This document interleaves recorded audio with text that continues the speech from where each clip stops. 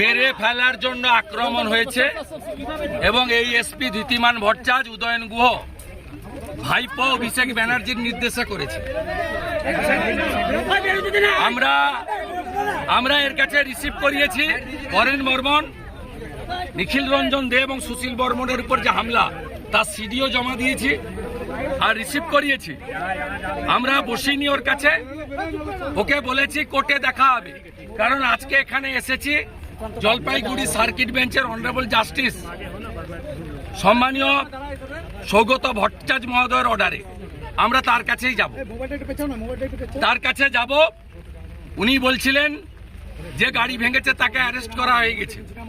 আরে অ্যারেস্ট তো উদয়ন গুহকে আগে করতে হবে। কালকে এই খবর আমি পেয়ে governor, DGP, chief secretary, home secretary সবকে আমি দিয়ে এসেছি। 2021 সালে অনারেবল জাস্টিস রাজশেখর মান্থার দুটো অর্ডার আছে, কমিউনিকেট করেছে আমার লয়ার। তারপরেও এই জিনিস করেছে, খুব প্রমাণিত। পুলিশ বিরোধী দলনেতাকে খুন করতে চেয়েছিল। খুনের মামলার প্রত্যক্ষ আসামি যদি উদয়ন গুহ হয়, পরোক্ষ আসামির নাম Dhritiman Bhattacharya, promotee WR IPS।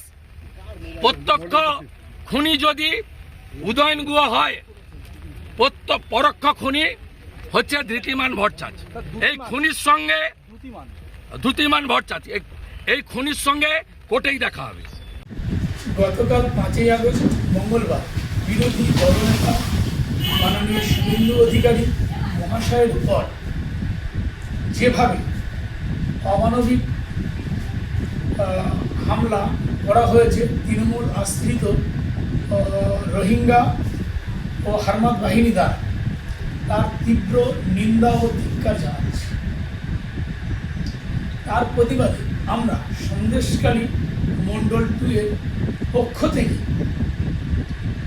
পথ অবরোধ ও প্রতিবাদ সভা করছি এবং আমাদের এই প্রতিবাদ সারা পশ্চিমবাংলা জুড়ে দিকে দিকে চলবে।